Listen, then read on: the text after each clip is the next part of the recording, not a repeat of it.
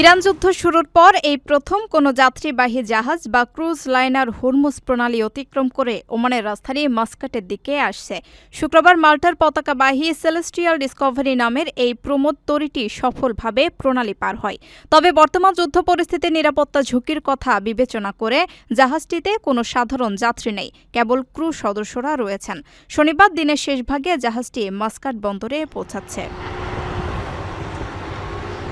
Marine ট্রাফিকের প্রতিবেদন অনুযায়ী গত মার্চের শুরুর দিকে এই প্রমোদ তরীটি সংযুক্ত আরব আমিরাতের দুবাইয়ে এসে পৌঁছায়, কিন্তু মধ্যপ্রাচ্যে শুরু হওয়া তীব্র উত্তেজনার কারণে জাহাজটি সেখানে প্রায় ৪৭ দিন নোঙর করে থাকতে বাধ্য হয়।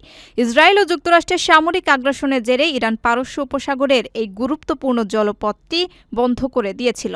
অবশেষে শুক্রবার ইরান শর্ত সাপেক্ষে হরমুজ প্রণালী উন্মুক্ত করার ঘোষণা দিলে দীর্ঘ প্রতীক্ষার পর জাহাজটি মাস্কাটের উদ্দেশ্যে নিরাপদে রওনা হওয়ার সুযোগ পায়।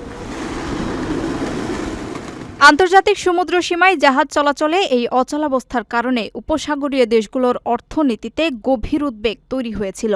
বিশেষ করে ওমানের মতো দেশের সমুদ্র বন্দর ও নৌ বাণিজ্য এই জলপথের উপর ব্যাপকভাবে নির্ভরশীল।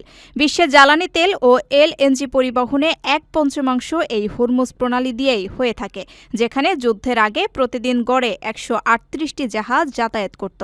লয়েডস লিস্ট ইন্টেলিজেন্সের তথ্যমতে এই উত্তেজনার কারণে উপসাগরে প্রায় ৩২৫টি ট্যাঙ্কার সহ ৬০০টিরও বেশি জাহাজ আটকা পড়েছিল।